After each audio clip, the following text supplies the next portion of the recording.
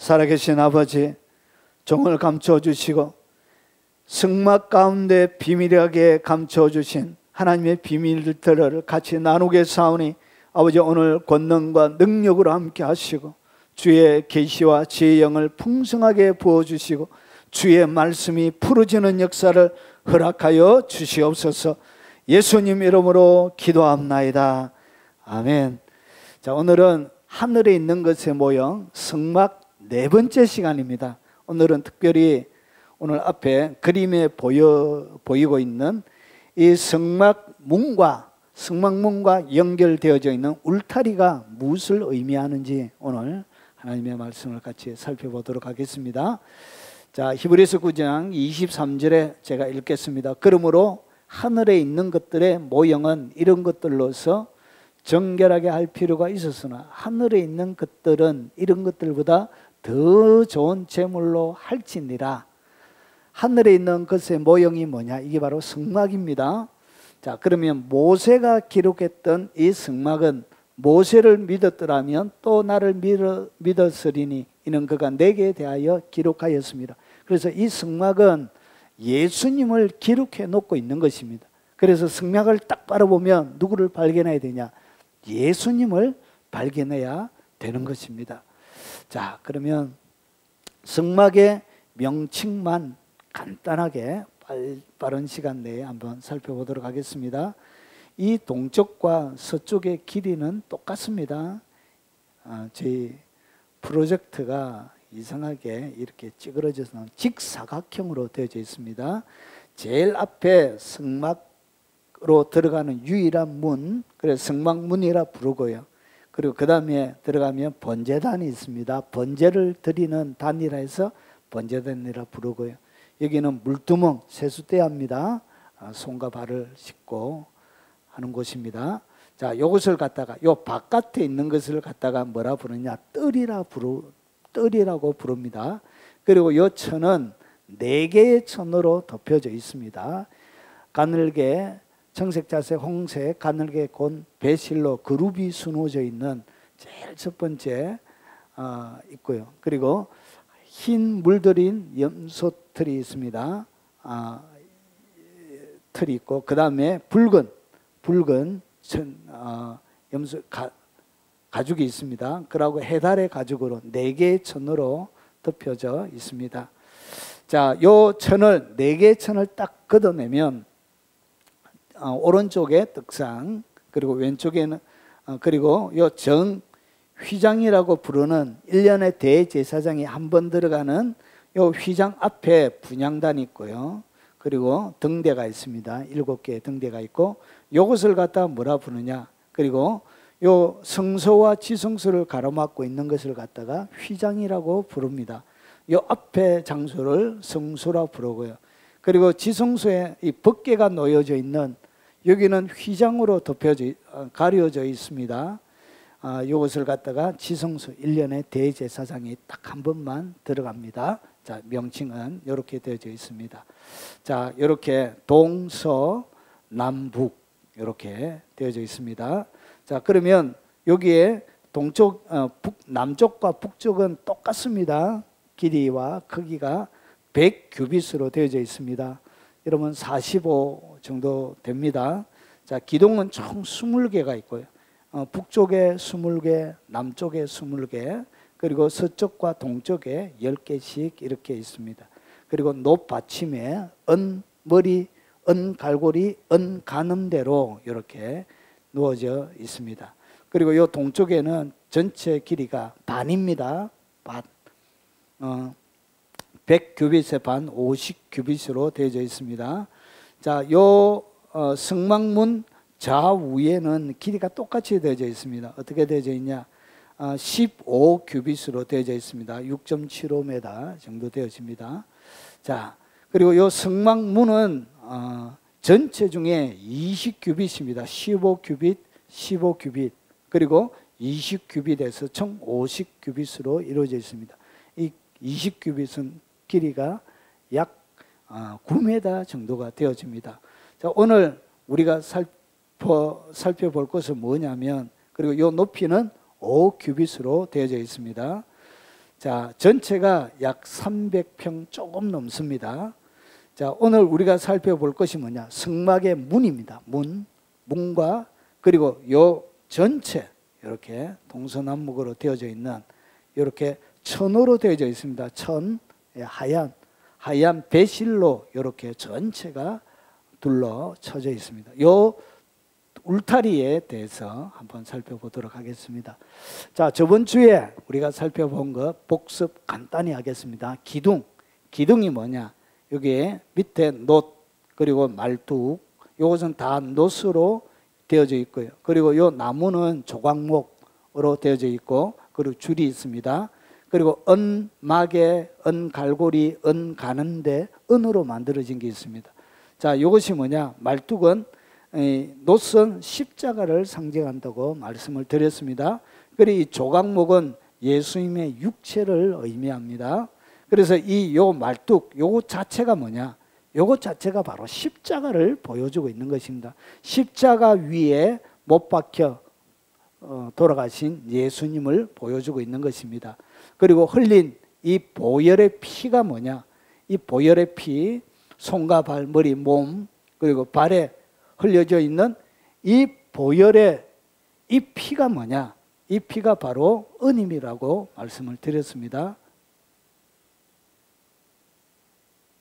은이고, 그리고 이 줄, 묶여져 있는 이 줄은 하나님의 사랑이라고 이렇게 말씀을 드렸습니다. 자, 그래서 이 녹기둥 자체는 예수님은 흔들리지 않는 우리의 인생의 기둥임을 보여줍니다. 이 60개의 기둥 가운데 이렇게 울타리가 쳐져 있는 것입니다. 자, 그러면 성막의 문, 이 성막의 문은 어떻게 만들어져 있는, 성막의 문에 대해서 한번 살펴보도록 하겠습니다. 출애굽기 27장 16절에 보면 뜰문을 위하여는, 그러니까 들어가는 뜰 번제단, 그리고 물두멍 놓여져 있는 그것을 뜰이라 그럽니다. 뜰문을 위하여는 청색, 자색, 홍색 실과 가늘게 꼰 배실로 수놓아 스물 규빗에 휘장이 있게 할지니 그 기둥이 넷이요 받침이 넷이며, 그러니까 기둥 4개의 놋받침에다가 이 성막의 문이 그렇게 걸려져 있습니다. 자, 여기 보면 재료가 나옵니다. 이 가늘게 꼰 배실이 요 흰 세마포실을 얘기합니다. 그리고 여기에는 청색 그리고 홍색, 자색의 배실로 이렇게 술을 놓는 거예요. 이렇게 술을 놓아서 어떻게 만들었냐? 이렇게 성막의 문을 만들게 되어진 것입니다. 자, 그러면 여기서 이야기하는 청색, 자색, 홍색, 가늘게 꼰 요 배실, 이 4개를 통하여 만들어져 있는 이 성막 문은 도대체 예수님의 무엇을 상징하는지 한번 살펴보도록 하겠습니다.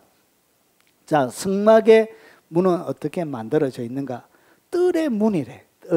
그러니까 뜰로 들어가는 문인데, 이 뜰에, 그러니까 입구를 얘기하는 거예요. 성막이라는 365일 하나님이 머무시는 지성소 안으로 들어가기 위해서 문이 딱 하나밖에 없는데, 동서남북을 통해서 유일하게 들어갈 수 있는 이 문인데, 이 문이 뜰의 문이라 하면서 어떻게 만들어져 있는지, 어떻게 만들어질 것인지 보겠습니다. 여러분, 히브리어를 잘 살펴보면 이 뜰의 문이라는 이 단어가, 자, 문은 예수님의 무엇을 설명하고 있는 것인가?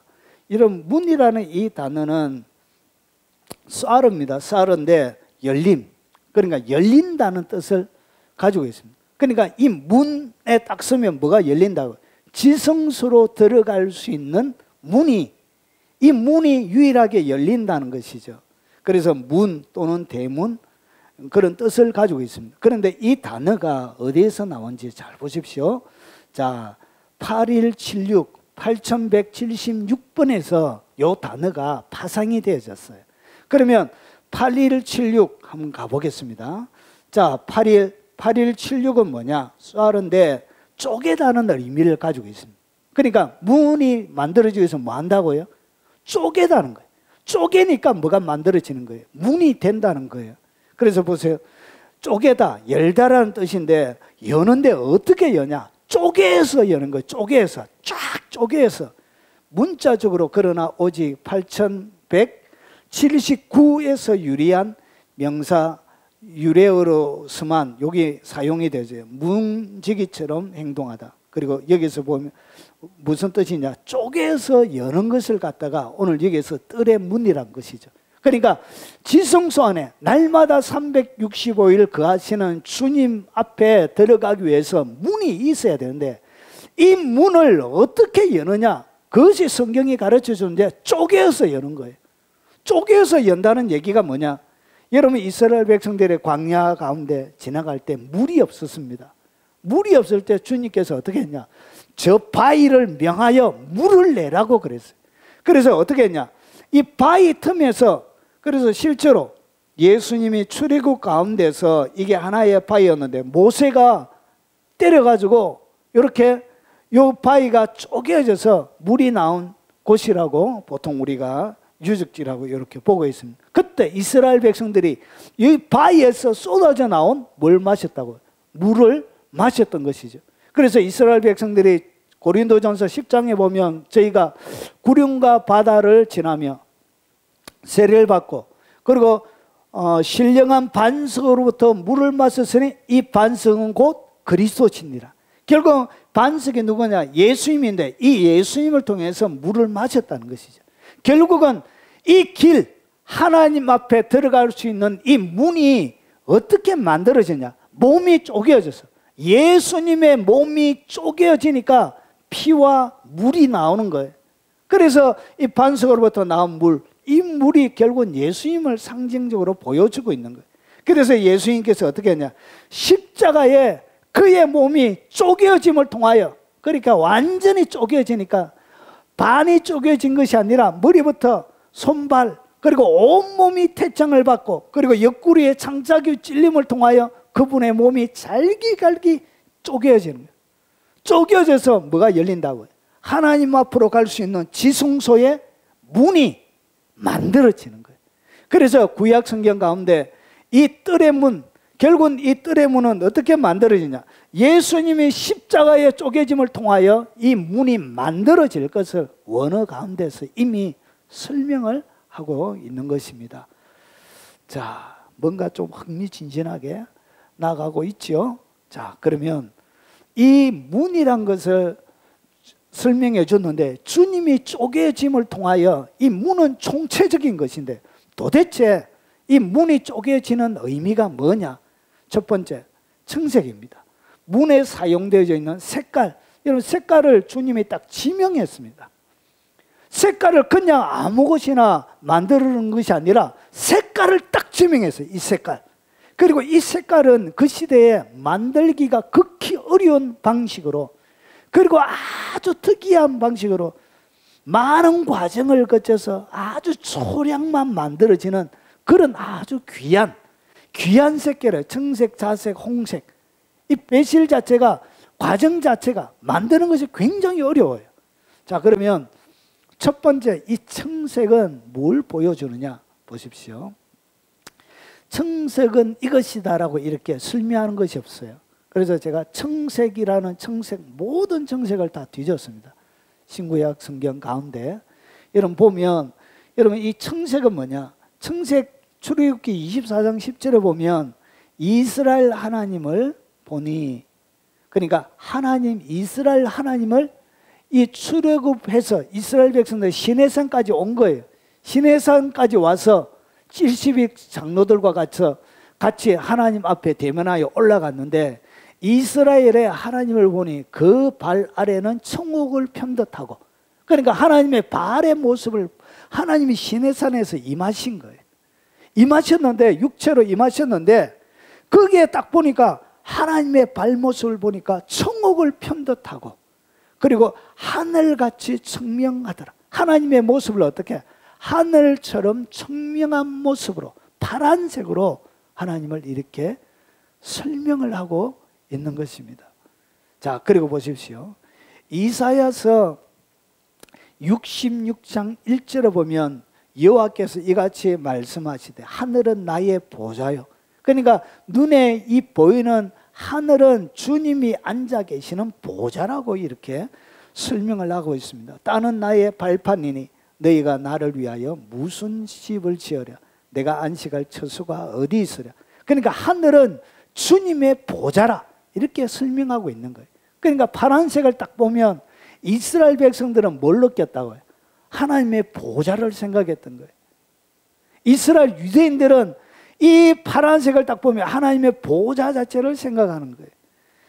여호와께서 그의 보좌를 하늘에 세우시고 그의 왕권으로 만유를 다스리시도다. 그래서 하늘에서 보좌가 있으니까 그 하늘에서 왕권으로 만유를 다스리는 것을 갖다가 색깔로 표현하면 그것이 뭐라고 해요? 그게 바로 청색이란 거예요. 그리고 오직 우리 하나님은 하늘에 계셔서 원하시는 모든 것을 행하셨나이다. 하늘에서 하나님이 원하시는 모든 것을 행한 것을 갖다가 어떻게 색깔로 표현하나? 청색으로 표현하는 거예요. 그래서 오늘 여기서 청색은 뭐냐? 하나님 자체를 무엇으로 이스라엘 백성들은 받아들였냐? 하나님의 색깔은 청색이다 이렇게 받아들인 거예요. 그리고 하나님의 보좌, 그리고 하나님의 통치, 이것을 갖다가 청색으로 사용했고요. 그리고 또 다른 데 보면 보십시오. 출애굽기 28장 31절과 35절을 보면 너는 에봇 받침 겉옷을 전부 청색으로 하되, 여기서 뭘 얘기하냐? 성막에서 수종을 드는 대제사장의 옷을 얘기합니다.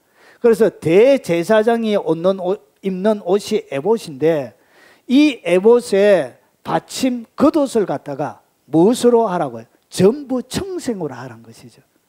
여러분, 그래서 하나님의 제사장의 제일 마지막에 겉에 보이는 색깔은 무엇으로 보이냐? 청색으로 되어져 있습니다. 청색.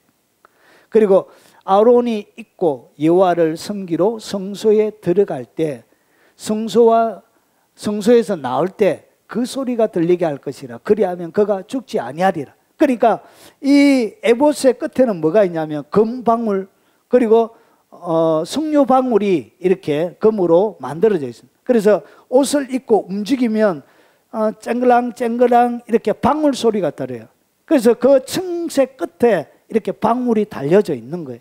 그런데 그가 반드시 지성소에 들어갈 때 무슨 옷을 입고 들어가야 그가 죽지 않느냐? 청색을 입고 가야만이 그가 죽지 않게 되어지는 거예요. 결국은 이 청색은 뭐냐? 그의 생명을 구원해 주는 색깔이 되어지는 거예요. 그래서 청색 자체가 뭘 의미하냐? 생명을 의미하는 것입니다. 생명. 죽지 않게 되어지는, 보호되어지는 생명 자체를 청색으로 성경은 표현하고 있는 거예요. 그리고 출애굽기 28장 36절과 37절에 보면 너는 또 순금으로 패를 만들어 그리고 도장으로 새기는 법으로 그 위에 새기되 여호와께 성결이라.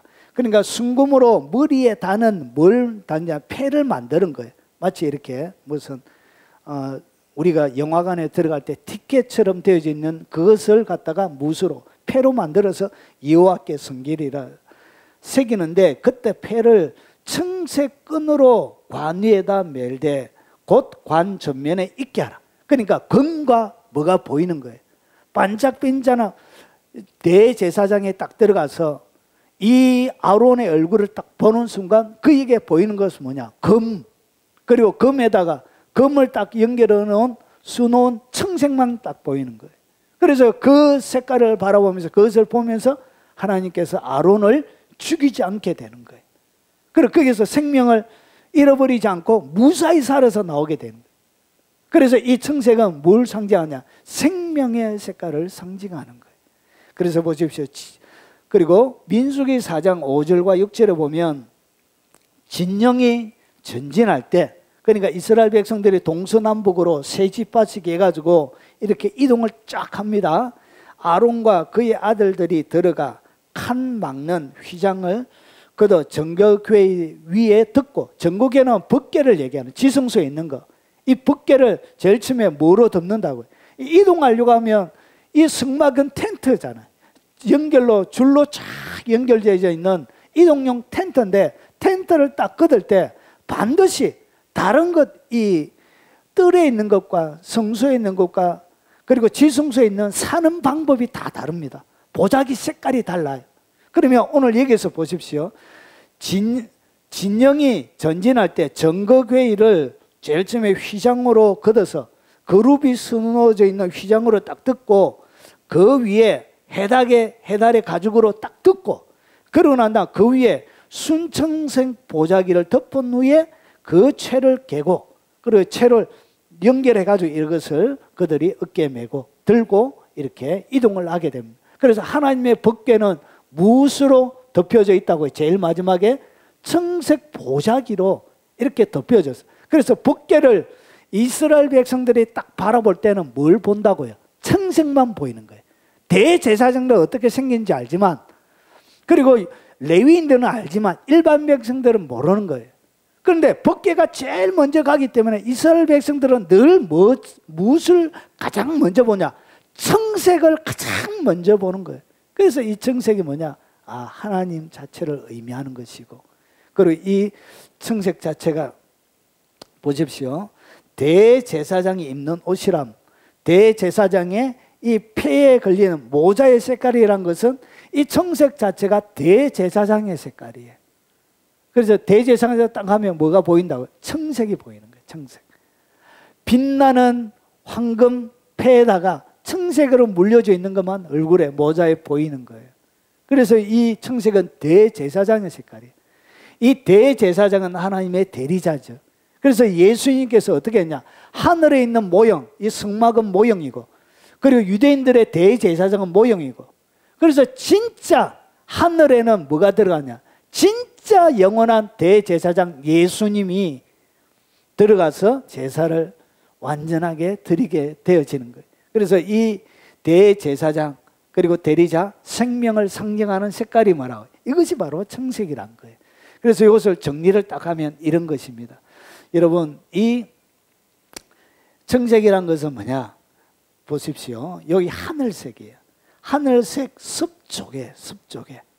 그러니까 이것이 무엇을 통해서 얻어지냐? 거기서 얻은 자색 또는 그것과 함께 물들인 모직물 청색인데 이것은 하늘색의 습조개 가루를 만들어 가지고 이것을 가지고 청색 실을 뽑아내는 거예요.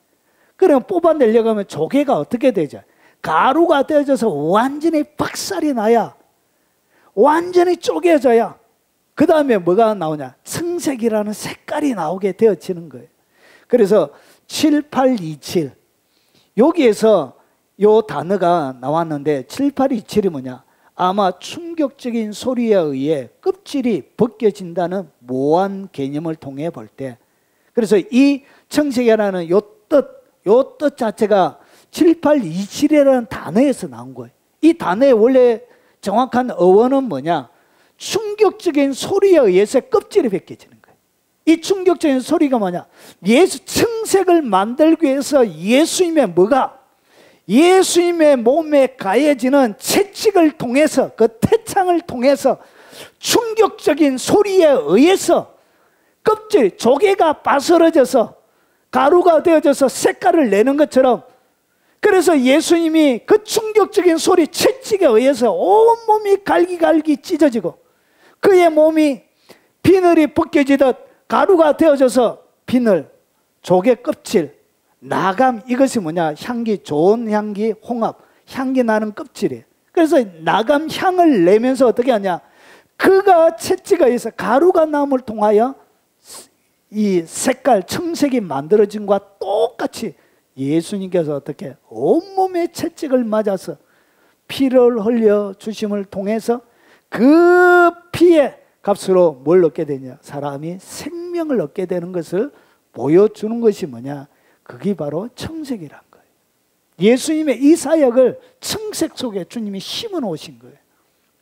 그래서 정리하면 진짜 우리의 진정한 대제사장이세요. 생명 되신 예수님을 그의 피를 통해서 그의 온몸이 채찍을 맞아서 흉측한 소리에 의해서 몸이 갈기갈기 찢어져서 가루가 되어져서 그 생명을 우리에게 주는 그 생명 대신 예수 그리스도를 소개하는 색깔이 뭐라고?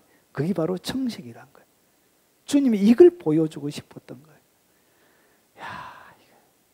자, 그러면 자색은 뭐냐? 자색은 보십시오. 주홍색, 그리고 주홍색, 아르까만이라는 그런 단어인데 주홍색입니다. 붉은색.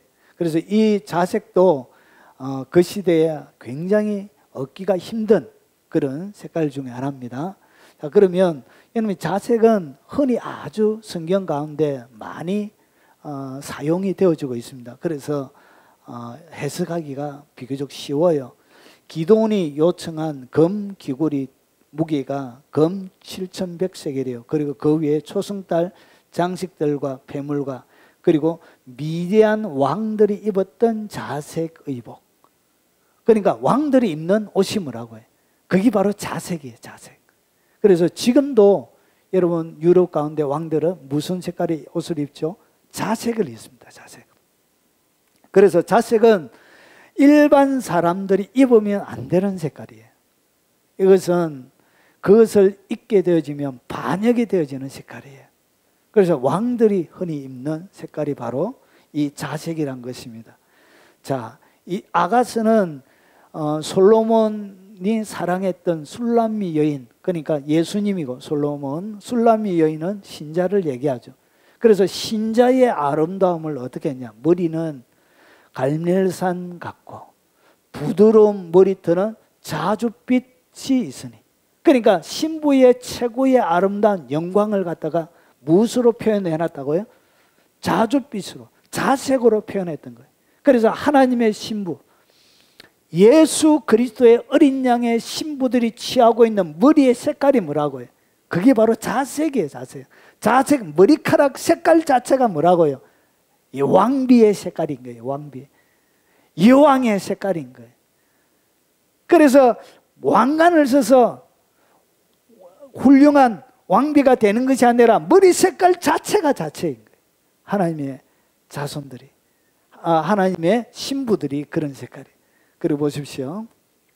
모로드게가 푸르고 흰 조복을 입고 큰 금관을 쓰고 자색 가는 배옷, 배 겉옷을 입고, 그러니까 영광스러운 큰 금관을 쓰고 이렇게 그 다음에 입는 옷이 뭐라고요? 그게 바로 자색이에요. 아주 고귀한 뭘 보여주는 색깔이 바로 자색이란 거예요. 잠언 31장 22절에 보면 그는 자기를 위하여 아름다운 이불을 지으며 세마포와 자색 옷을 입으며, 여러분 이 잠언 31장은 잠언의 제일 마지막 장이에요.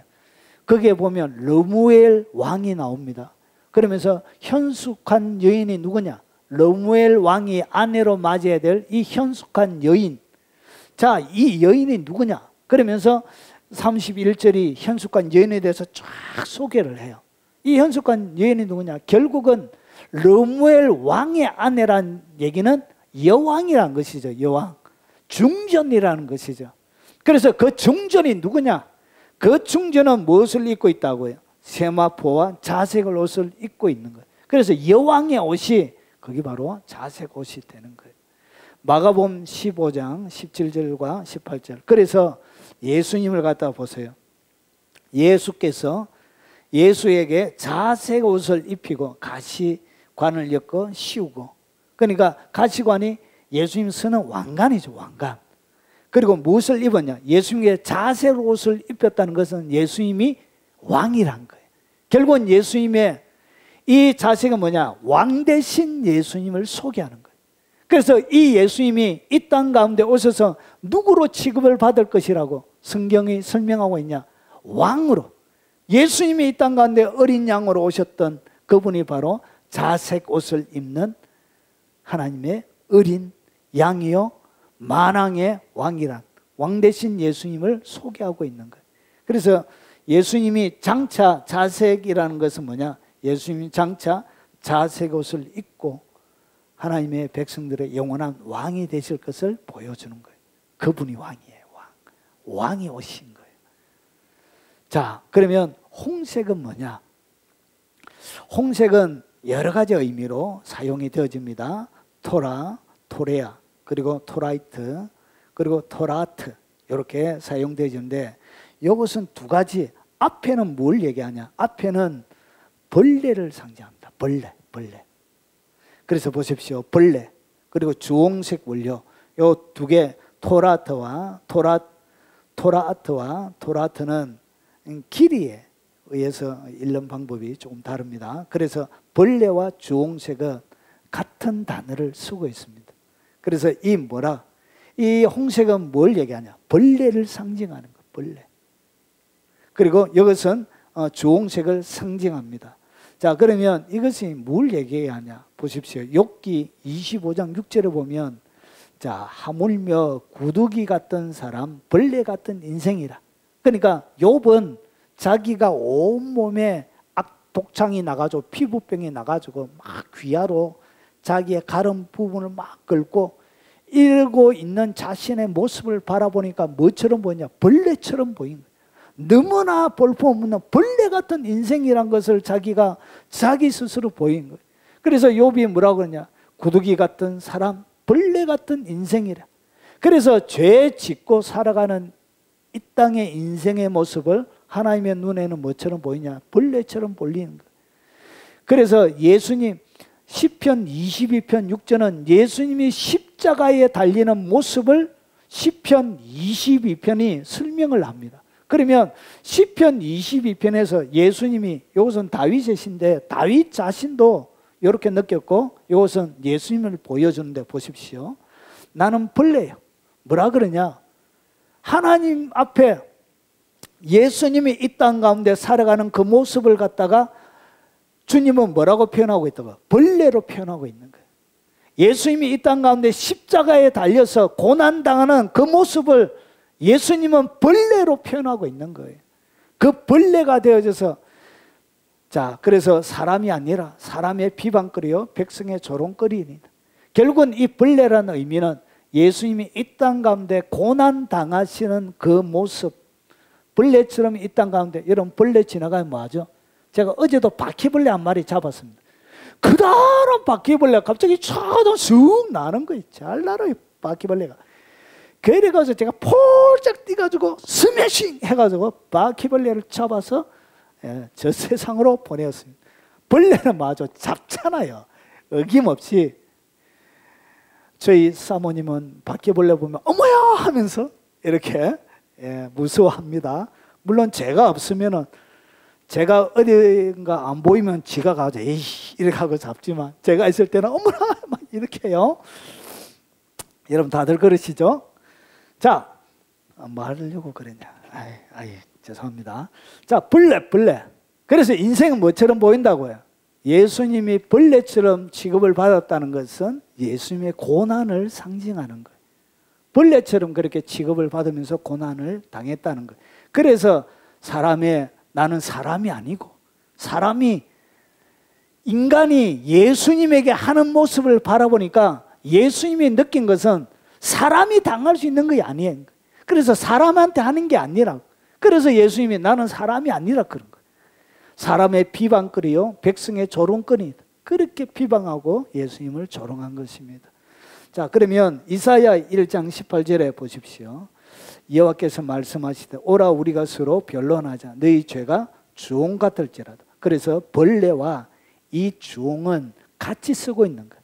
결국은 이 벌레란 것은 고난을 얘기하는 것입니다. 고난. 그래서 이 주홍은 뭐냐?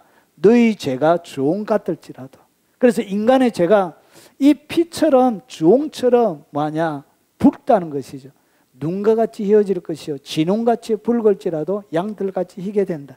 결국은 이 진홍의 뜻은 벌레처럼 여김을 받고 벌레처럼 고난을 당하는 모습을 색깔로 표현해서 어떻게 하냐? 인간의 죄의 색깔이 이게 홍색으로 이렇게 나옵니다. 그래서 죄 때문에 고난을 당하는 것이죠. 그래서 홍색은 고난의 색깔이요, 죄의 색깔이요, 벌레의 색깔이 되는 거예요. 너희가 거주하는 땅을 더럽히지 말라. 피는 땅을 더럽히나니. 피는 땅을 더럽힌대요. 그러면 우리가 사람이 흘리는 이 피는 땅을 막 더럽히는 그런 일들이 일어납니다. 그래서 피가 흐르면 어떻게 하냐? 여러분, 사람은 죽고 없어지지만 피는 호소를 합니다. 아벨이 죽었는데 아벨은 죽고 없어요. 그런데 아벨이 흘린 피는 하나님 앞에 막 호소를 하게 되는 거예요. 피는 호소합니다. 살아있습니다. 자, 그래서 피는 땅을 더럽히나니 피 흘림을 받은 땅은 그 피를 흘리게 한 자의 피가 아니면 속함을 얻을 수 없느니라. 그래서 이 피를 흘린 그 피가 흘려져야만이 그 땅이 피 흘린 데 대하여 속함이 일어나는 거예요. 그래서 인간에 재속하기 위해서 뭐가 필요하냐? 죄 없는 피가 필요한 거예요. 그래서 예수님께서 죄 없는 피를 가지신 동정녀 몸에 태어나시게 되는 것입니다.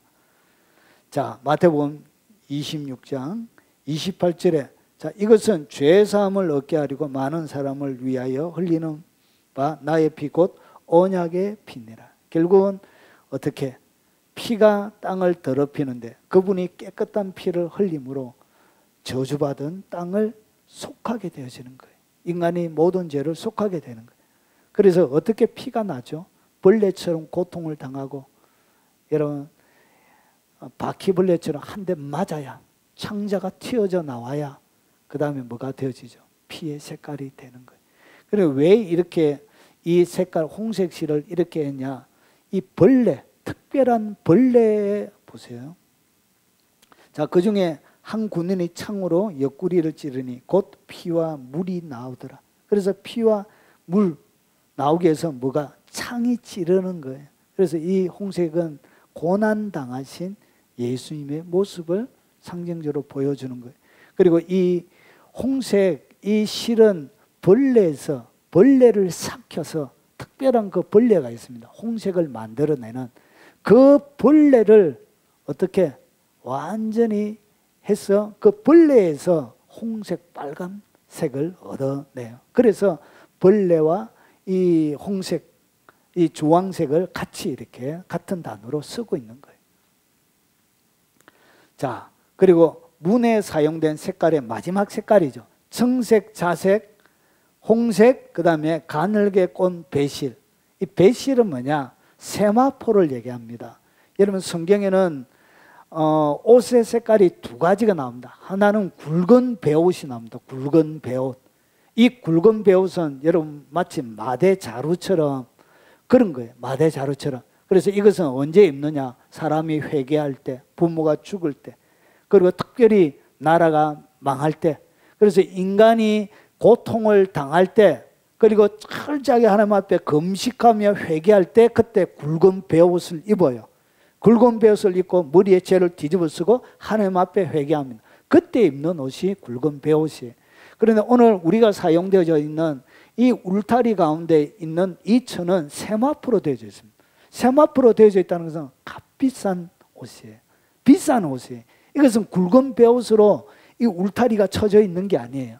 그래서 보십시오. 너는 성막의 뜰을 만들지니 남쪽을 향하여 뜰 남쪽에 너비가 100규빗, 그러니까 50m, 45m죠.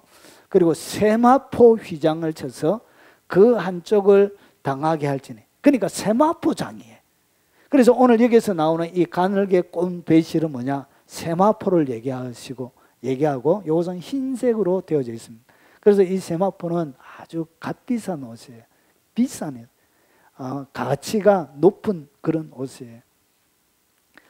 자, 출애굽기 39장 27절 28절에 보면 그들이 또 직조한 가는 배로 아론과 그의 아들들을 위하여 속옷을 짓고, 그러니까 대제사장의 속옷으로 뭘 사용했다고요? 이 가늘게 꼰 배실, 세마포 실을 사용했던 거예요.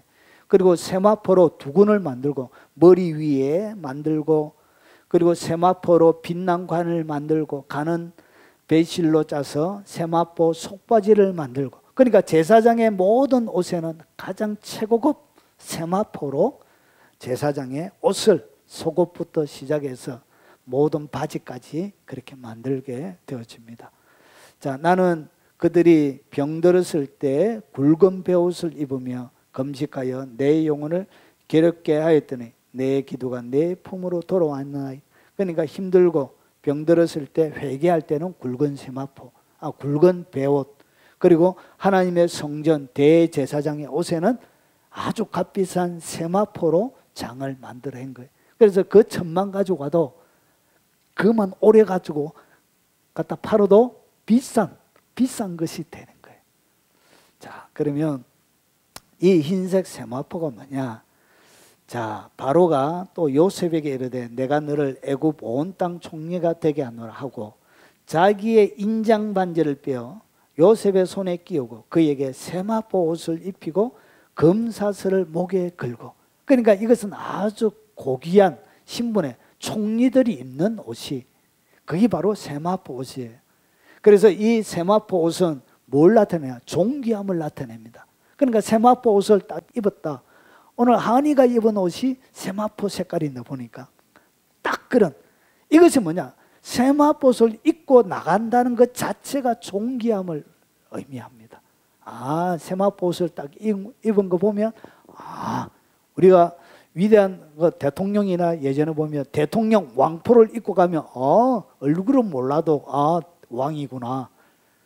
그리고 영의정 그리고 우의정 그런 높은 관직에 있는 사람들과 하급 관리의 옷이 다르잖아요. 그래서 이분은 높은 관리구나 이렇게 하는 것처럼 세마포 옷 자체가, 입고 있다는 자체가 존귀함을 나타내 보입니다. 자, 그리고 거룩한 세마포 속옷을 입으며 세마포 속바지, 세마포 띠, 세마포 관을 쓸지니 이것은 거룩한 옷이라 물로 그의 몸을 씻고 입을 것이네. 그러니까 이 대제사장들이 세마포 옷을 입을 때는 그냥 입지 못해요. 어떻게 해야 되냐? 몸을 씻고 입어야 돼요. 목욕을 쫙 정결하게 제거하고 등도 밀고 손에 때도 다리에 때도 밀고 깨끗하게 해놓고 나서 그 다음에 옷을 입어요. 왜냐? 세마포 옷은 어떤 옷이라고요? 거룩한 옷이에요. 예, 그래서 이 세마포 자체가 뭐냐? 거룩을 나타내 주는 거예요. 그리고 우리가 즐거워하고 요한계시록 19장 7절과 8절입니다.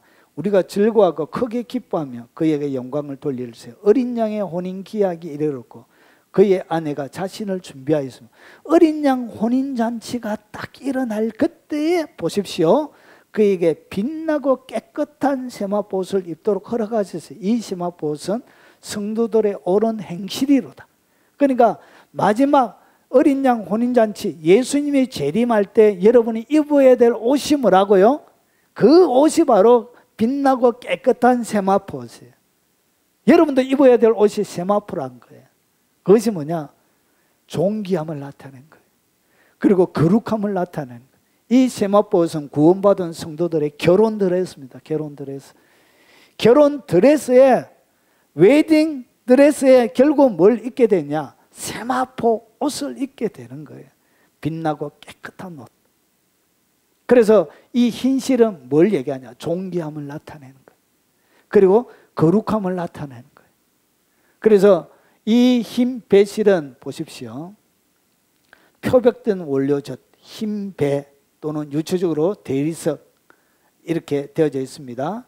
자, 그러면 이 흰 배실은 보십시오. 무엇을 나타내? 우슬초로 나를 정결하게 하소서. 우슬초로 뭐냐면 사람들이 죄를 지을 때, 잘 보십시오. 밑에 하나 더 설명을 드리겠습니다. 자, 하나 더 보십시오. 이스라엘 백성들은 하나님 앞에 제사를 지내러 올 때에 이런 양이나 그런 것을 들고 와야 되지만 먼 데 있는 사람들은 못 와요. 그리고 오는 과정들 가운데서 예루살렘에 있는 베단이나 그런 사람들은 바로 가면 되지만 저 갈릴리 끝에 있는 사람들은 며칠이 걸리잖아요. 그러면 어떻게 해야 되냐? 오다가 부정하게 될 수가 있는 거예요. 그래서 부정함을 입은 사람들이 하나님의 성소에 못 들어가요. 부정한 사람들은 못 들어가게 금지가 되어져 있는데 멀리서 부정함을 씻기 위하여 이스라엘 백성들은 민수기 때 뭐 했냐? 보십시오. 민수기에 보면 여호와께서 명령하시는 법의 율례를 이제 이르노니 이스라엘 자손에게 일러서 온전하여 흠이 없고 아직 멍에 매지 아니한 붉은 암송아지를 내게로 끌고 오게 하고. 뭘 끌고 오냐? 붉은 암송아지를 끌고 와요. 붉은 암송아지를 끌고 오는데 여기서 이 붉은 암송아지를 어떻게 하냐? 태워요. 태울 때 우슬초도 집어넣고 그러고 나서 붉은 실도 집어넣고 해서 이 암송아지를 태워요. 태워서 재를 만들어요. 붉은 실과 우슬초를 집어넣고 이렇게 재를 만드는데 보세요. 이에 정결한 자가 암송아지의 재를 거두어 진 밖에 정한 곳에 둘지니, 그러니까 진에 들어가기 전에 진 밖에다가 이 가루를 두는 거예요. 자, 이것을 이스라엘 자손 회중을 위하여 간직하였다. 부정을 씻게 하는 물을 위에 간직하게 할지니 이것은 속죄제, 죄를 씻는 속죄제 때 붉은 암송아지의 죄를 쓰는데, 자, 부정함을 입은 사람들이 성전 안에 들어가려고 하면 정결하게 하지 않고는 못 들어가요. 그래서 어떻게 하냐? 암송아지 죄를 물에다가 타요. 암송아지 죄에다가 물을 타가지고 그 다음에 우슬초로, 나무입니다. 이런 나무인데 우슬초라는 그게 있습니다. 그것을 찍어가지고 어떻게 했냐? 사람에게 이렇게 뿌리면 이것이 뭐가 되냐? 정결한 부정함을 씻는 속죄제가 되는 거예요. 그래서 이 우슬초로 찍어서, 그래서 우슬초로 나를 정결하게 하소서는 뭐냐? 붉은 암송아지 재를 가지고 물에 타가지고 그 다음에 그것을 찍어서 이렇게 하면은 정결함을 입는 거예요. 그게 자체가 속죄제가 되는 거예요. 그래서 우슬초로 나를 정결하게 하소서는 그런 의미를 담고 있습니다.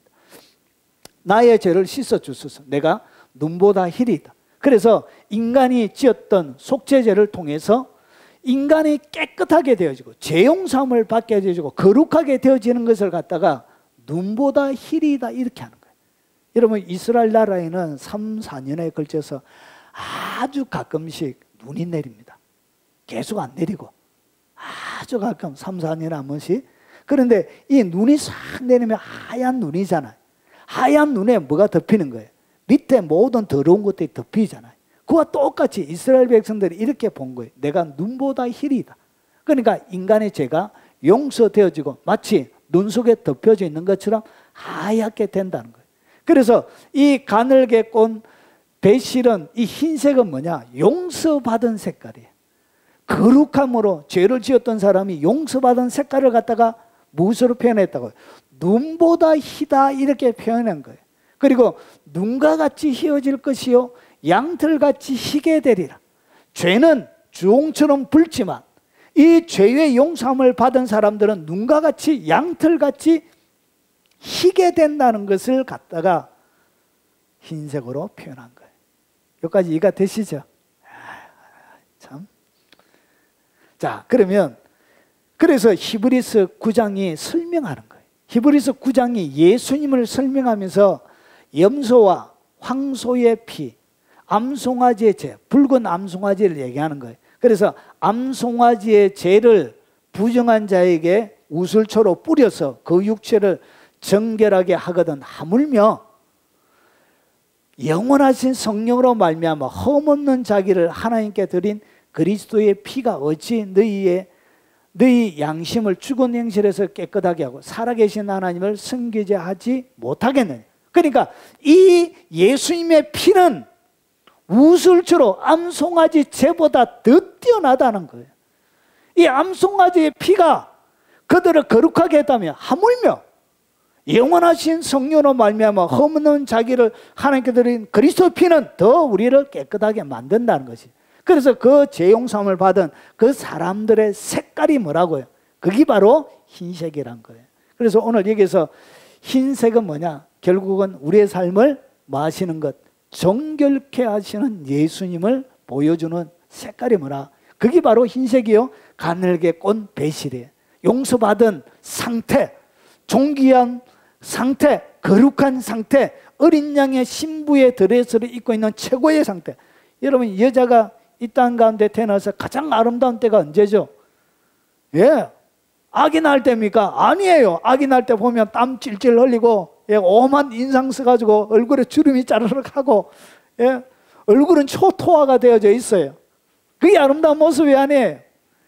신부 때, 결혼식 할 때 여성이 가장 아름답습니다. 예. 그와 마찬가지로 가장 아름다운 상태, 신부의 상태, 용서함을 받은 정결한 상태, 그것을 갖다가 가늘게 꼰 배실. 이것은 결국은 거룩하신 예수님, 성결하신 예수님을 보여주고 있는 거예요. 자, 그러면 오늘 우리가 그래서 그가 우리 죄를 없애려고 나타나신 것은 너희가 아나니 그에게는 죄가 없느니라. 그래서 죄 없는 그분이, 깨끗하고 거룩하고 성결하신 그분이 이 땅 가운데 오셔서 그가 우리 죄를 없애려고, 우리 죄를 없애므로 우리가 세마포 옷을 입고 그리고 흰색이 되도록, 양털처럼 희게 되도록 하기 위해서 그분이 이 땅 가운데 나타나신 거예요. 그것을 갖다가 보여주고 있는 거예요. 그래서 여기에 보면 청색, 자색, 문에 사용된 색깔의 의미는 뭐냐? 결국은 예수님을 믿는다는 것이 무엇인지를 우리에게 보여주는 거예요. 예수님을 믿어야 어디에 들어가죠? 천국에 들어가고 지성소 가운데 계시는 예수님을, 하나님을 만나러 들어가는 거예요.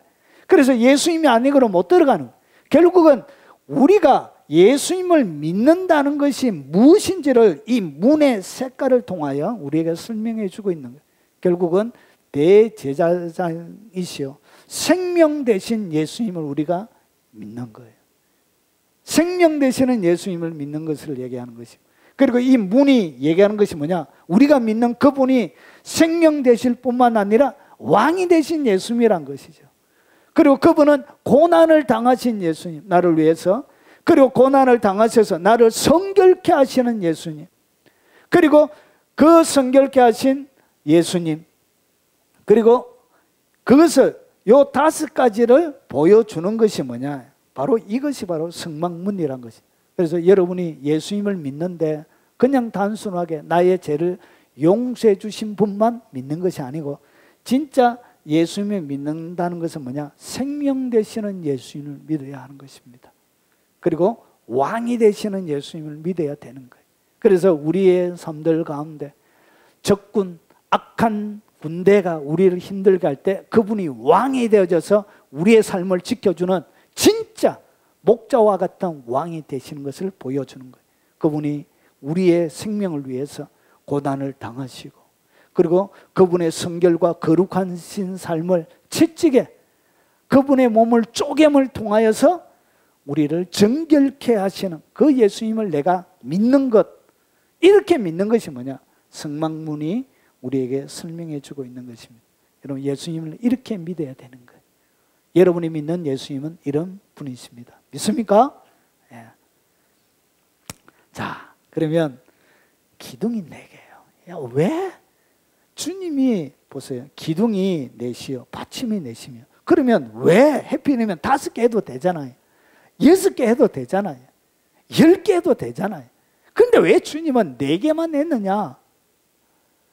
왜 해피이면 6개 하면 좋잖아요. 더 튼튼하잖아요, 4개보다. 근데 주님은 4개를 이렇게 해놓은 거예요. 자, 이것은 뭐냐? 여러분, 예수님의 이야기를 우리가 뭐라 부르죠? 복음이라 부릅니다. 복음. 예수님의 이야기, 탄생부터 십자가에 죽으시고 부활, 성천, 재림하기까지 예수님의 모든 이야기를 복음이라 불러요. 그러면 여러분, 하나님을 가장 가까이서 섬기는 천사가 서랍천사입니다. 서랍천사. 여러분, 에스겔서 1장과 그리고 이사야서 6장과 그리고 계시록 4장에 보면 서랍천사의 모습이 등장합니다. 그 서랍천사가 이렇게 생겼어요. 불 가운데서 세상에 날개가 있습니다. 그리고 하나의 머리에 얼굴이 각각 달라요. 그래서 정면에는 뭐가 있냐? 사람의 모습이 있고요. 그리고 오른쪽에는 사자가 그려져 있고요. 그리고 왼쪽에는 뭐가 있냐? 소가 있고요. 그리고 이 뒷면에는 뭐가 있냐면 독수리의 모양이 독수리가 되어져 있습니다. 그러니까 하나의 머리에 4면을 가지고 있는데 모양이 다 다른 거예요. 그러고 나서 이 모든 날개, 몸 전체는 뭐가 있냐? 눈이 다 박혀 있습니다. 전체가 눈으로 또 박혀져 있습니다. 그래서 이 두상으로는 어떻게 하냐? 이사야서에 보면 두상으로 눈을 가리는 거예요. 얼굴을. 왜 그러냐? 하나님의 영광을 눈으로 볼 수가 없는 거예요. 그래서 창조함을 받던 나부터 눈으로 가리고, 발도 가려요. 발은 왜 가리냐? 발은 주의 복음을 전하는 자들의, 소식을 전하는 자들의 발이 복이 있다. 이게 사역을 얘기하는 것이거든. 그들이 다니면서 하는. 그래서 그들이 하는 일도 부끄러워서 발을 가리고, 그래서 두 상의 날개로 날면서 거룩하다 거룩하다 만군의 여호와여 하나님을 찬양하라 하면서 막 이렇게 이사야 6장에 이렇게 노래하는 천사입니다. 그런데 이 천사 불로 덮여져 있는데, 이 천사 이것은 뭐냐? 주님의 모습. 여러분, 하나님의 모든 창조물 가운데는 로마서 1장에 보면 하나님이 만드신 만물 가운데는 그 지으신 만물 속에 하나님의 신성과 능력이 다 들어가 있습니다. 그러면 하나님이 만드신 모든 창조물들 가운데는 뭐가 있다고 해요? 하나님의 신성과 능력, 하나님의 모습이 다 들어가 있는 거예요. 저는 나무를 요즘 나무 공부를 많이 합니다. 쟤들이 참 똑똑해요. 나무가 복잡하면 자기가 스스로 나무 잎을 떨어뜨려서 자기가 썩어서 죽어요. 자기가 썩어서 나무 잎이, 이 고무나무를 보니까 자기가 잎이 딱 썩으니까 그 썩고 난 그 자리에 그 다음에 옆에다가 뭐가 다른 새싹이 이렇게 쫙 나서 새싹이 자라날 수 있도록 먼저 있었던 나무 잎은 이렇게 쓰러져서 죽어요. 야, 참 쟤들이 질서정연하고 아주 똑똑하다는 제가 배우고 있습니다. 그런데 보십시오. 이 창조물 가운데는 결국은 하나님의 계획과 신성이 다 담겨져 있는 거예요. 자, 그러면 왜 이 창조물 머리가 6개, 하나님의 동물들이 얼마나 많습니까? 하나님의 동물들이 많이 했는데 왜 4개만 내놨을까요? 4개만. 6개도 되잖아요. 8개도 되잖아요. 10개도 되잖아요. 10개 하면 더 희한하게 생겼잖아요. 사자, 치타, 예? 물고기까지 집어넣으면 얼마나 하늘과 땅의 모든 것이 다 들어가잖아요. 더 좋은데 왜 4개만 했을까요? 여러분, 이 4개는 보십시오. 이 하나님의 창조물 가운데 보면 여러분, 복음서가 4권으로 되어 있습니다. 4권. 마태, 마가, 누가, 요한입니다. 이 각각 복음서를 가만히 보면 복음서의 주제가 달라요. 주제가 다르고 내용이 달라요.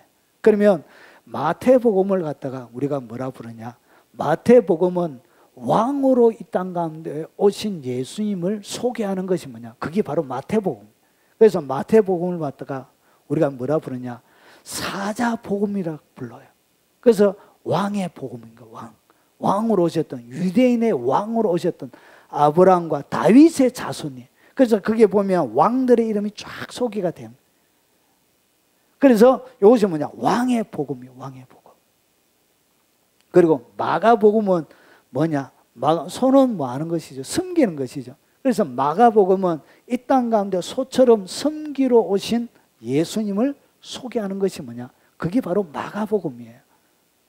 자, 그러면 오늘 여기에 나오는 사람, 이 사람은 뭐냐? 인자로, 사람의 아들로 이 땅 가운데 오신 예수님을 그리고 있는 장면이, 그게 보면 피곤하고 우시기도 하고 그런 부분이 나와요. 그것이 뭐냐? 누가복음이 예수님의 인성을 중심으로 사람의 아들로 태어나신 그 예수님을 중심으로 누가복음이 기록이 되어져 있습니다. 그리고 독수리는 하늘을 날죠. 그래서 이것은 뭐냐? 예수님의 신성을 얘기합니다. 그래서 요한복음 1장 1절에 보면 태초에 말씀이 계시니라. 이 말씀이 하나님과 함께 계셨어요. 이 말씀은 하나님이시니라. 이렇게 딱 시작해요. 그래서 예수님은 무엇으로 시작하고 있다고? 하나님으로 딱 시작하는 거예요. 모든 만물이 그가 없이 된 것이 없느니라 하면서 그분이 바로 창조주를 한 것이죠. 빛이 어둠의 빛이 돼. 어둠이 깨닫지 못하더라. 빛으로 오셨지만 어둠이 깨닫지 못한 거예요. 받아들이지 않은 거예요. 그래서 여러분, 이 누가복음 독수리는 뭘 얘기하냐? 예수님의 신성을 상징하고 있는 것입니다. 그래서 이 4개의 기둥은 결국은 이 땅 가운데 오실 예수님의 4가지의 모습을 뭐 하는 것이죠? 설명하고 있는 거예요. 여기까지 이해가 되시죠? 예, 그래서 이 성막문은 결국은 뭘 얘기한다? 성막문 예수님인데 예수님의 뭐 4개의 기둥을 통해서 문이 딱 지탱을 하고 있는 거예요. 결국은 이 네 개의 복음을 통하여 예수님의 모습이 기둥처럼 세워져 있는 거예요. 그래서 우리가 믿는 예수님은 왕으로 오신, 왕 대신 예수님이다, 그런 거예요. 그리고 이 땅 가운데 고난당하러 인생을 가지고 고난당하신, 그리고 소처럼 섬겨서 채찍으로 맞아서 죽기까지, 그분이 누구냐? 진정한 성결하신 분이란 것이죠. 그것을 이렇게 네 개의 기둥으로 소개하고 있는 거예요. 문은 이 네 개의 기둥으로 지탱을 하고 있는 것입니다. 자, 그러면 보십시오. 이 문의 방향이 중요합니다. 보십시오. 출애굽기 27장 13절에 보면 동쪽을 향하여 뜰 동쪽에, 그러니까 이 문이 어디에 나와 있냐? 왜 북으로 내도 되는데, 왜 남쪽으로 내도 되는데, 서쪽으로 내도 되는데 왜 동쪽이라고 이렇게 했을까? 동쪽에 문이 나와 있는 거예요. 동쪽에. 그러면 동쪽에 네 개의 기둥에 의해서 이 문이 세워져 있다는 것은 도대체 뭘 얘기하냐? 여러분, 창세기도 누구의 이야기로? 예수님의 이야기인 거예요. 창세기 가운데 나는 모든 이야기는 예수님의 이야기예요. 자, 그러면 성막 가운데 이것을 더 소개하는데 보세요. 자, 동쪽과 네 개의 기둥은 무엇을 말하는 것인가? 동쪽은 보십시오. 자, 여호와 하나님이 동방에 에덴 동산을 창설하시고 그 지으신 사람을 거기 두시니라. 여러분, 여기에서 보면 동방이라고 표현이 되어져 있습니다. 근데 이 번역할 때 좀 똑바로 잘 번역하면 좋은데 이상하게 애매모호하게 사람들이 번역을 내놨어요. 이 원문에는 이 동방이 어떻게 되어져 있냐? 동쪽으로 되어져 있습니다. 동쪽. 원문은 무슨 뜻이라고요? 동쪽입니다. 동쪽. 그리고 동쪽으로, 동쪽을 향하여, 그리고 오래됨, 앞에 있는 것. 그래서 이 동방이라는 의미는 동쪽 방향을 의미하기도 하지만 오래된 것, 그리고 아주 앞에 있는 것, 그리고 오랜 이전에 이런, 그리고 태초에 할 때도 이 단어를 케뎀을 씁니다. 케뎀. 근데 보세요. 이 단어가 어디에서 나오는지를 잘 보세요. 6923에서 나와요. 6923. 그러면 6923을 찾아보아야 되는 거예요. 6923. 6923은 어떻게 되느냐? 카담인데 보십시오. 쑥 내밀다, 자신을 내놓다, 앞서다, 예측하다, 재촉하다. 그래서 밑에 보십시오. 만나다, 앞으로 오다, 앞에 있다, 마주보다, 앞으로 가다, 인도하다, 예상하다, 손쉬지다. 그러니까 이 동쪽이라는 이 단어 자체는 어디에서 나왔냐? 만남이라는 단어에서 나온 거예요. 그래서 고대부터 동쪽 딱 하면 동쪽에서 사람들은 누구를 만났냐? 하나님을 만난 거예요. 그래서 동쪽이라고 딱 하는 순간 노아 이전의 모든 사람들은 무슨 개념을 가지고 있다고요? 하나님을 만난다. 동쪽에서. 동쪽에 뭐가 있었다고요? 에덴 동산이 있었던 거예요. 그래서 동쪽에 에덴 동산이 있었고 그 에덴 동산에서 하나님을 만났기 때문에 사람들의 마음속에는 동쪽은 하나님을 만나는 장소예요. 자, 그래서 이 동방이라는 얘기는 결국은 동쪽에 문을 넣었다는 것은 동쪽에 뭐 하는 것이죠? 하나님을 만난다는 의미를 가지고 있는. 그래서 동쪽에 두었다. 아, 하나님 만나는 거구나.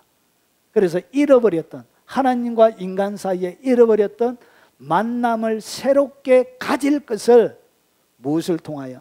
동쪽으로 나 있는 뜰문을 통하여 설명을 하고 있는 거예요. 자, 그래서 보십시오. 동쪽 자체는 뭘 얘기한다고요? 만남을 상징하는. 그래서 하나님 만남, 동쪽 만나는 거예요. 만나는 거예요. 그래서 동쪽에다가 문을 낸 거예요. 자, 그러면 보십시오. 왜 동쪽에 문을 내었냐? 잘 보십시오. 창세기 3장 24절에 이같이 하나님이 그 사람을 쫓아내고 에덴 동산 동쪽에 그룹들과 두루 도는 불칼을 두어 생명나무의 길을 지키게 하니라. 결국은 이 에덴 동산에서 이스라엘 아담과 하와가 쫓겨나고 나서 그 다음에 동쪽의 문을 막아놓은 거예요. 동쪽으로 갈 수 있는 하나님을 만나는 이 동쪽의 문이 완전히 어떻게 되어졌냐? 그룹들과 두루 도는 불칼에 의해서 아무도 생명나무로 접근하지 못하도록 동쪽의 문이 막혀져 있었던 거예요. 그런데 막혀져 있던 그 동쪽의 문을 다시금 이 그룹과 두루 도는 불칼, 그래서 입구 가운데, 지성소 가운데는 뭐가 새겨져 있죠? 그룹이 새겨져 있습니다. 잃어버렸던 그룹이 지키고 있는 그 자리를 어떻게, 천장에도 그룹이고, 그리고 휘장의 모습도 그룹의 모양이에요. 그래서 그 휘장, 그룹이 새겨져 있는 그 문을 향하여 지나가게 되는 거예요. 지성소 안으로 들어가게 되는 거예요. 그룹을 뚫고 들어가는 거예요. 그래서 하나님을 만나는 장소가 이 성전에서 회복이 됩니다. 누구를 통하여? 예수님을 통하여 생명나무의 새로운 길이 열리는 거예요. 그래서 영생한다 그러는 거예요. 자, 그러면 보세요. 여기서 중요한 것이 뭐냐? 왜 동쪽과 네 개의 기둥이냐? 동쪽에 에덴 동산이 있고, 잃어버렸던 동쪽의 문이 있고, 그리고 하나님을 만나는 장소가 있고, 거기에는 네 개가 또 있습니다. 네 개. 뭐 네 개가 있느냐? 보십시오. 강이 에덴에서 흘러나와 동산을 적시고, 그러니까 에덴 동산에 하나의 강이 있는데 에덴을 지나서 강이 흘러나오는 거예요. 나와서 동산을 적시는 거예요. 동산을 적시는데 거기서부터 네 권원이 되는 거예요. 동산에서 나오는 강 때문에, 결국은 온 동산을 통해서 흘러가는 강 때문에 모든 네 권원이 사는 거예요. 그래서 우리가 고대 시대에, 이런 고대 나라는 강 중심으로 그렇게 형성이 되어지죠. 나일강, 황하강, 티그리스, 유브라데스, 이렇게 강을 중심으로 형성이 되어지는 것처럼 그 강이 생명의 권원이 되어져서 살리는 거예요. 살린다는 이야기는 강이 뭐가 되어진다? 기둥이 된다는 거예요. 그 땅의 기둥이요. 그 강이 적시는 곳곳마다 생명이 살아나는, 살아가게 하는 기둥이 된다는 거예요. 그런데 거기에 보면 네 가지의 이름이, 이상하게 강이 또 네 개의 강이 있는 거예요. 동쪽에 네 개의 강. 똑같은 거예요. 그림이 원래 똑같은 거예요. 원래. 그러면 왜 네 개의 기둥에 주님의 성막을 해놨냐? 이 네 개의 기둥, 동쪽의 문이 열리고, 그리고 네 개의 기둥이 회복이 되는 것을 상징적으로 보여주는 거예요. 그러면 이 네 개의 강을 통하여 보여주는 것이 뭐냐? 뭐가 회복이 되는지, 예수님을 통해서 회복되는 강이 회복이 되는데, 여러분의 삶들 가운데 네 가지의 강을 한번 보겠습니다. 자, 이 비손이라는 첫 번째 강은 뭐냐면 쏟아져 나오는 물을 얘기합니다. 물이 어떻게 되냐? 그냥 쏟아져 팍팍팍 나오는 거예요. 넘쳐 흐르는 것을 이야기합니다. 그런데 이 비손이라는 요거는 6335에서 나온 유래된 말이에요. 어떻게 쏟아져 나오고 넘쳐 흐르느냐? 이 비손은 여러분 푸시에서 나왔습니다. 퍼지다. 정상적으로 거만하게 행동하다. 그리고 자라다, 살이 찌다, 퍼지다, 흩어지다. 그래서 사방으로 뛰다, 껑충껑충 뛰다, 거만하게 행동하다. 거만하고 행동하니까 껑충껑충 뛰잖아요. 자신 있게. 그래서 흩어지는 것, 퍼지는 것을 얘기합니다. 그러면 여기에서는 두 가지 의미가 같이 있는데, 겸손한 가운데서는 무슨 의미예요? 퍼지는 것을 얘기하는 거예요. 성장하는 것을 얘기하는 거예요. 이것을 정리하면 이 비손은 뭘 얘기하냐? 성장이에요. 성장. 계속 퍼져나가는 거예요. 성장이 되어지고, 그러면서 계속 껑충뛰면서 뭐 하는 거예요? 여기에는 계속적으로 부유가 쌓이지는 거예요. 많이 성장하면서 뭐가 쌓인다고요? 부유가 그 가운데 회복이 되는 거예요. 그래서 인생 가운데 여러분 잃어버렸던 첫 번째 강이 뭐냐? 여러분이 잃어버렸던 강이에요. 이게 원래 있던 강인데 이게 바로 비손이에요. 비손이 이 예수님의 성막문을 통하여 그 문을 네 개의 기둥으로 이렇게 받치고 있는 네 개의 기둥을 통해서 네 개의 기둥이 회복이 되는데, 첫 번째가 뭐냐? 여러분 삶들 가운데 이 예수님을 통해서 성장이, 그리고 부유가 예수님을 통하여 여러분 삶들 가운데 일어납니다. 이것이 뭐냐? 첫 번째 기둥이에요. 이것이 바로 비손의 기둥이, 비손의 강이 회복이 되는 겁니다. 자, 그리고 두 번째는 뭐냐면 기온입니다. 이 기온은 뭐냐면 강줄기에 에덴 동산 가운데 네 강 중에 하나인데, 이것은 보세요. 1518이에요. 1518이라는 단어에서 뭐가 나왔다고요? 기온이라는 단어가 나온 거예요. 그러면 1518, 1518은 뭐냐? 1518은 물을 뿜어내는 거예요. 그리고 일반적으로 흐르다, 내뿜다, 해산에 수고, 나오다, 끌어올리다, 끄집어내다. 그러니까 해산의 수고를 통해서 어디 없는 것을 어떻게 물을 퍼내는 것처럼 여러분 속에 있는 뭔가를 어떻게 해산을 하는 거예요. 해산을 해서 이렇게 끄집어내는 거예요. 여러분 아가 몸 안에 있는 것을 끄집어내는 것처럼 해상의 수구를 얘기하는 거예요. 나오는 것을 얘기하는 거예요. 끌어올리는 것을, 터져 나오는 것을 갖다가 물이 넘쳐나 터져 나오는 거예요. 그러면 이것이 뭘 얘기하냐? 이 기운이 우리에게 보여주는 것은 여러분 속에 있는 하나님께서 이 땅 가운데 오시면서 여러분 속에 담아주신 하나님의 능력, 잠재력이 풀려나는 거예요. 여러분 속에 있는 원래 하나님의 재능, 하나님의 여러 가지 잠재력, 이런 것들이 해산하는 것처럼 여러분의 삶들 가운데 끌어져 나오게 하고 뿜어져 나오게 하는 거예요. 알지 못했던 하나님의 지혜와 총명을 줘가지고 여러분만이 할 수 있는 독특한 것을 이 땅 가운데 만들어내는, 에디슨을 보내가지고 날마다 낙제했던 그에게 하나님의 아이디어, 하나님의 지혜와 총명을 갖다 보니까 우리가 지금 쓰고 있는 전기가 만들어진, 전동불이 이렇게 만들어지는 것처럼 똑같이 인간의 눈으로는 버림받은 자와 같지만 하나님의 창조의 능력이 예수 그리스도를 통하여 여러분 가운데 기온의 강이 회복되어질 때 잠재력이 풀려나게 되는 거예요. 이 일이 누구를 통하여? 예수님을 통하여 4개의 기둥 가운데 기온의 강이 회복되어짐을 통하여 일어날 것을 보여주고 있는 거예요.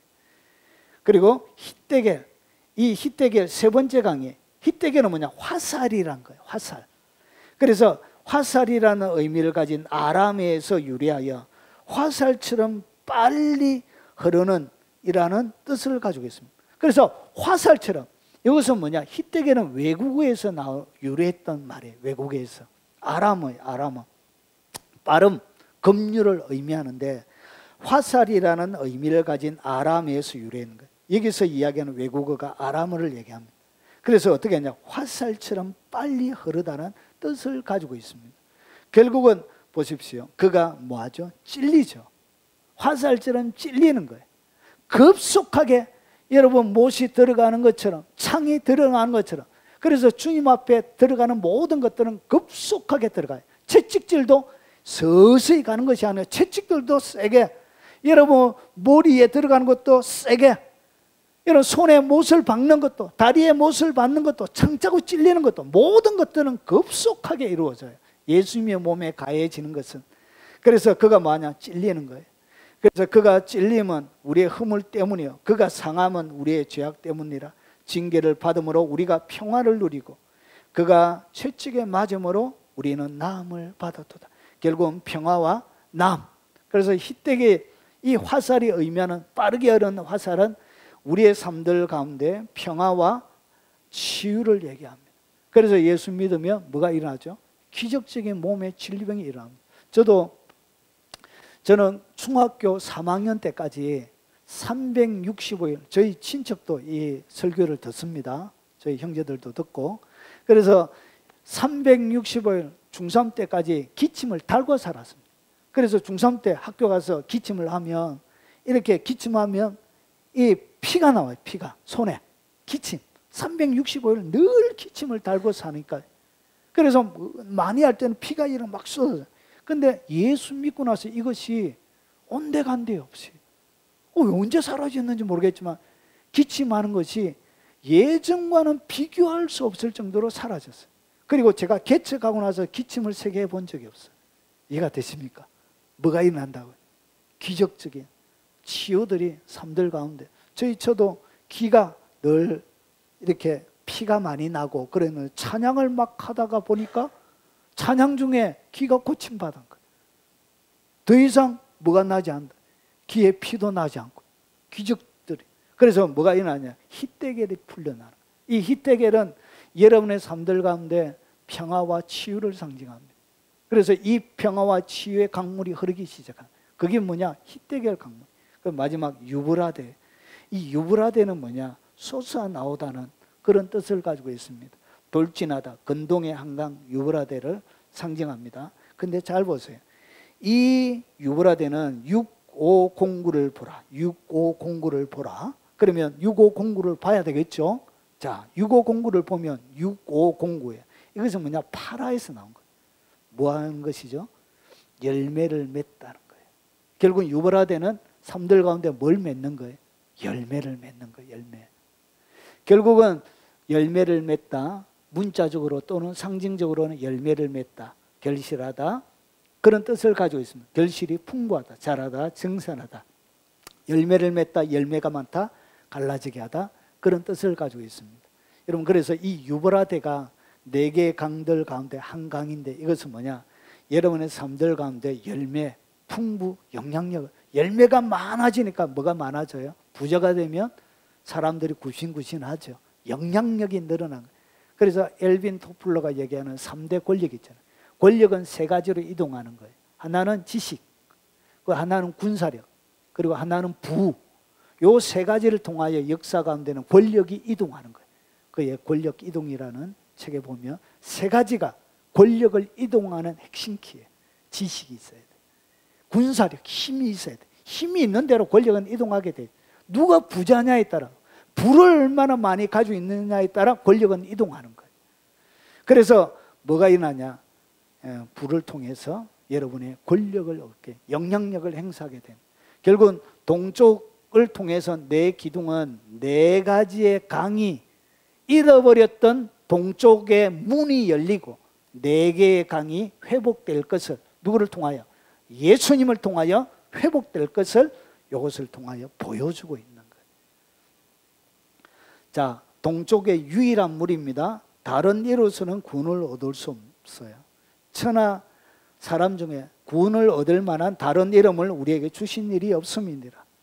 예수께서 이르시되 내가 곧 길이요 진리요 생명이요 나로 말미암지 않고는 아버지께로 올 자가 없는. 그래서 동쪽의 유일한 한 문인 거예요. 다른 문이 없어요. 그것을 보여주고 있는 거예요. 그리고 여기 보면 뜰문 휘장 스무 규빗이에요. 스무 규빗이란 것은 보십시오. 9m야. 9m, 여기서부터 저 입구까지 9m인데 얼마나 길어요, 문이. 결국은 보십시오.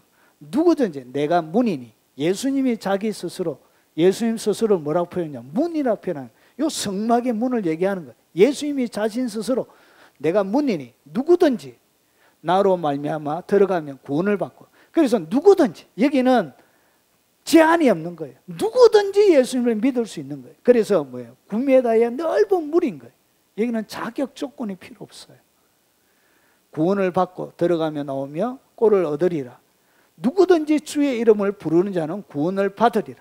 누구든지 괜찮다는 것이죠. 얼굴이 예쁘든 못났든 남자든 여자든, 여러분 잘 살든 못 살든 나이가 많든 적든 학벌이 좋든 배우지 못했든 상관없이 누구든지. 그래서 넓은 문인 거예요. 자격이 필요 없는 거예요. 너희는 유대인이나 헬라인이나 종이나 자유인이나 남자나 여자나 다 그리스도 예수 안에서 하나니라. 예수님을 통해서 다 하나가 되어지고 누구든지 믿을 수가 있는 거예요. 여기는 문턱이 없어요. 문턱이 없다는 것은 누구나 들어갈 수 있는 거예요. 여러분 왕의 집에 들어가려고 하면 높은 문턱이 있습니다. 계단 위에다가 보통 집을 지어놓죠. 여러분 왕의 의자에 가려고 하면 보통 계단 위로 올라가잖아요. 그와 마찬가지예요. 그런데 하나님 앞에는 문턱이 없어요. 누구든지 가능한 거예요.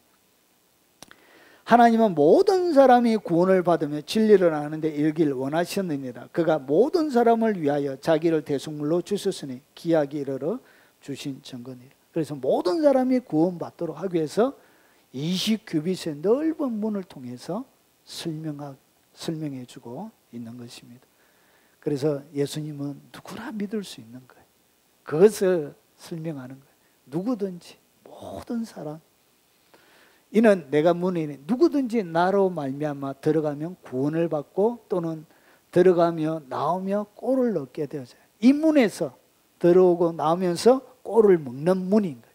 우리의 배고픈 줄인 배를 채워주는, 영적인 갈급함을 채워주는 문이 된다는 거예요. 누구든지.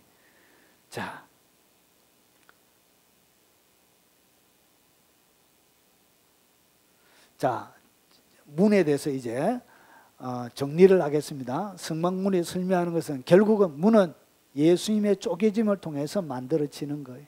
문에 사용된 색깔은 예수님을 믿는다는 것이 도대체 무엇인지를 가르쳐주고 있는 거예요.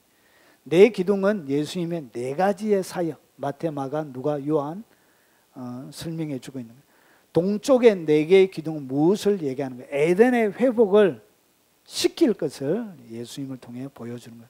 동쪽의 유일한 문입니다. 그리고 20규빗의 넓은 물은 누구든지 들어가게 되는 것입니다. 자, 그러면 성막의 울타리는 문에 대해서 설명했고, 울타리는 무엇을 설명하느냐? 울타리는 구별을 상징합니다. 이렇게 성막 가운데 이스라엘에 가면 이렇게 성막을 지어 놓습니다. 이렇게 모형으로 똑같은 사이즈로 해가지고 지어 놓은 것이 있습니다. 이것은 뭐냐? 밖과 안을 철저하게 구별하는 것입니다. 자, 성막. 그래서 요거는 뭐냐? 성막의 높이 요 2.25m 5규빗인데 일반 사람이 쓰면 안에가 전혀 보이지 않아요. 그래서 안에가 전혀 보이지 않나, 안에 무엇을 하는지 알 수가 없게 이렇게 되어져 있습니다. 자, 그래서 번제단과 그 모든 기구와 물두멍과 받침에 발라 그것들을 지극히 거룩한 것으로 구별하라. 이것에 접촉하는 것은 모두 거룩하니라. 결국은 어떻게 했다고요? 관유를 바르면서 하나님의 모든 기구가 사용할 수 있게 되어집니다. 그런데 이 관유를 바르고 나서 그것은 뭐냐? 구별하는 거예요. 구별하는 거. 구별한다는 얘기는 뭐냐?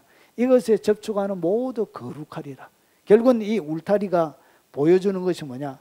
빛과 어둠을 구별하고, 믿는 자와 믿지 않는 자를 구별하고, 그리고 악한 영과 선한 영을 구별하고, 그래서 모든 것들을 구별하는 거룩을 보여주는 것이 뭐냐? 이것이 바로 울타리. 무엇으로 만들어지냐? 세마포 천으로 만들어져, 흰 세마포로 만들어져 있는 거예요. 그래서 그 자체가 거룩, 종기를 상징합니다. 세상 가운데서 종기함, 세상 가운데서 거룩이 무엇인지, 세상 가운데서 여러분 아름다운 하나님을 경배하는 그 정결함이 무엇인지를 보여주는 것이 뭐냐? 그게 바로 성막의 울타리예요.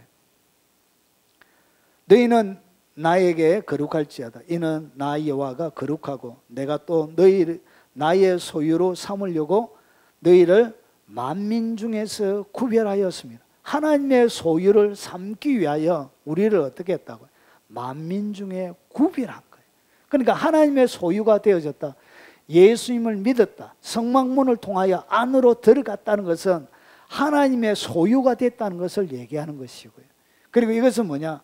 만민 중에서 구별하는 거예요. 구별하는 거.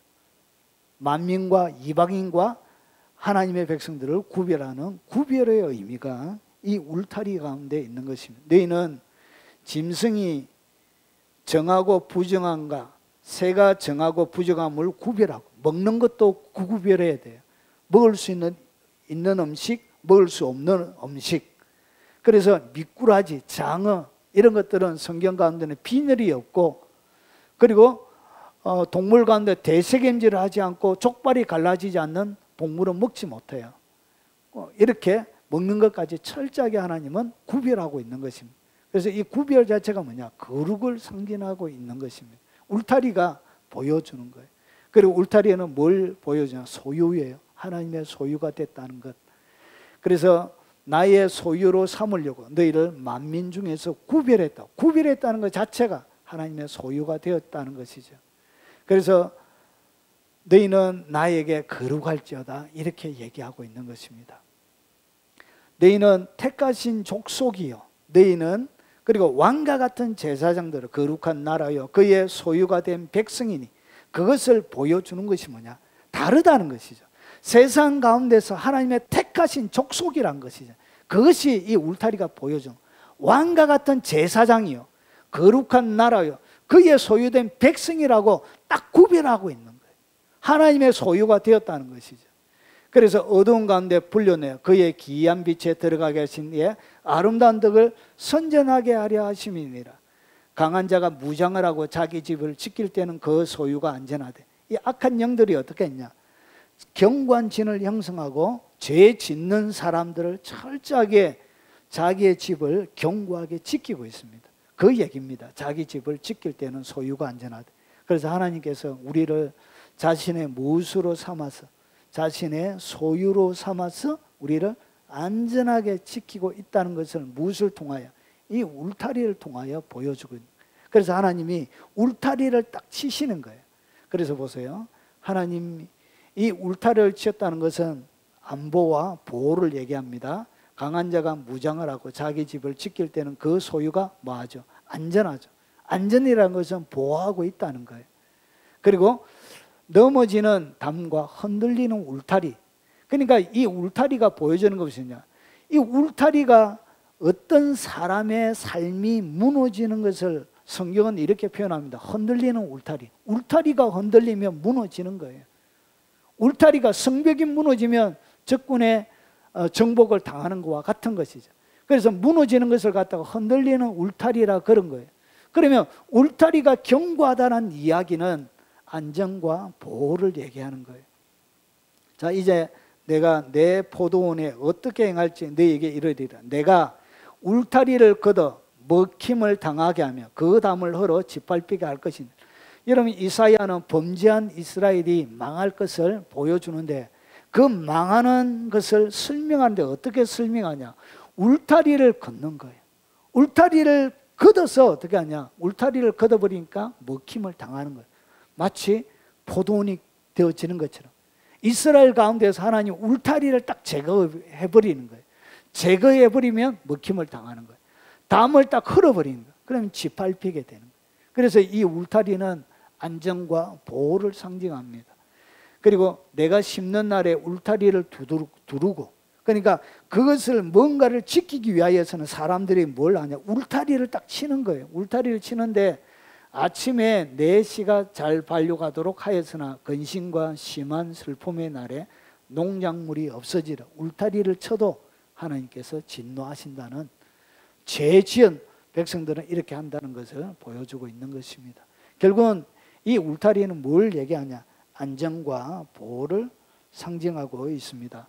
자, 그래서 보십시오. 욥기 1장 10절에 주께서 그와 그 집과 그의 모든 소유물을 울타리로 두르시니, 그래서 하나님이 안전하게 보호하는 것을 울타리로 두른다고 이렇게 표현하고 있는 거예요.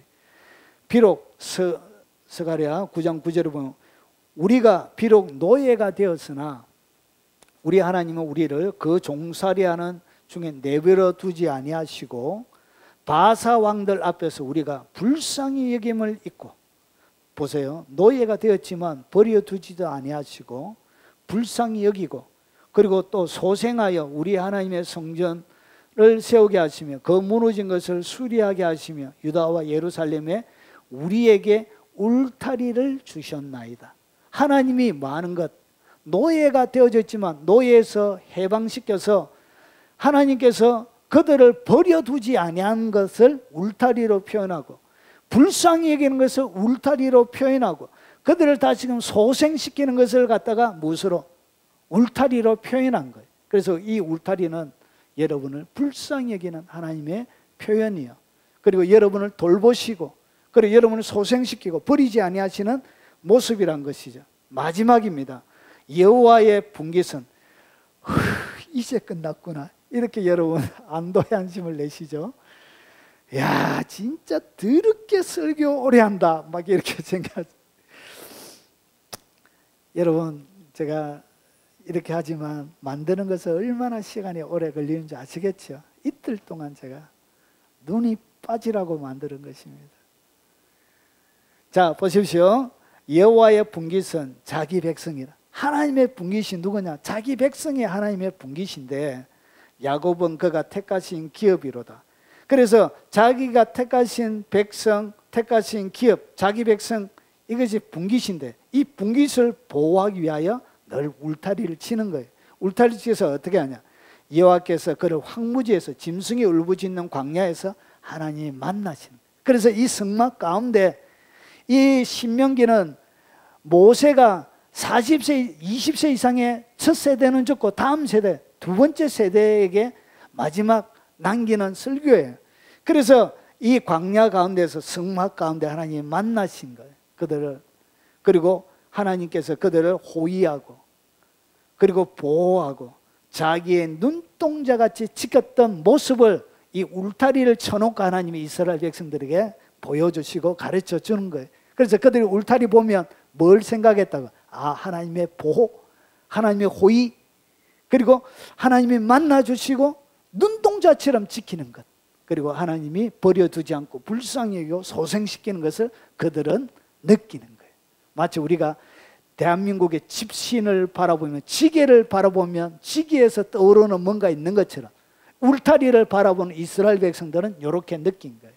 그래서 하나님이 여러분의 인생 가운데 뭐가 되어져서 문이 되어주시고 울타리가 되어줘서 안전하게 여러분들을 만나시고 호위하시고 보호하시고 눈동자같이 지금도 지키고 계시다는 것이죠. 그래서 하나님의 울타리 같은 보호가 여러분의 일생 가운데 충만하시기를 주의 이름으로 축원합니다.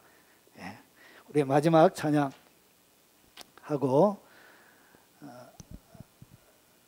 축도로 예배 마치도록 하겠습니다.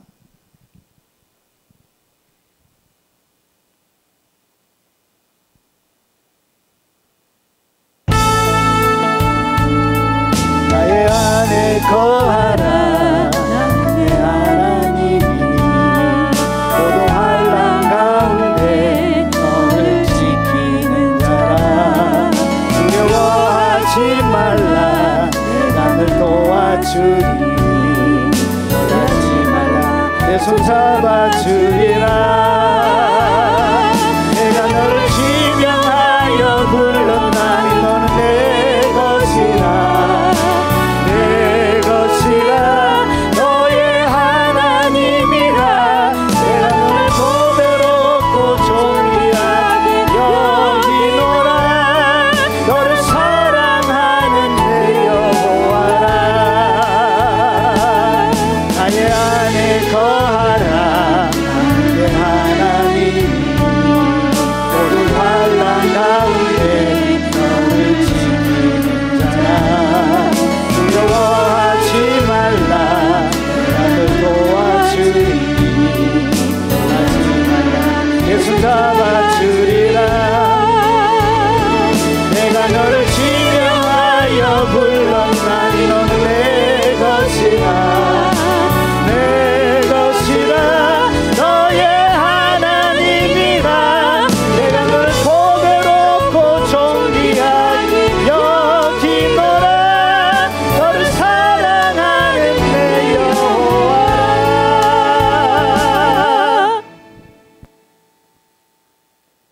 지금은 우리 구주 예수 그리스도의 은혜와 성부 하나님의 지극하고 크신 사랑과 성령님이 함께 하심으로 날마다 성막문을 통하여 잃어버렸던 네 개의 강을 회복하고 주님의 울타리 속에 날마다 거하길 원하는 이 자리에 참석한 사랑하는 하나님의 백성, 귀한 딸의 머리 위에, 주의 백성들 머리 위에, 특별히 이 영상을 접하는 국내외에 있는 많은 하나님의 사람들 머리 위에, 그리고 특별히 전 세계에 있는 교회와 동역하는 동역자들의 머리 위에 지금부터 영원 무궁토록 함께 있을지어다.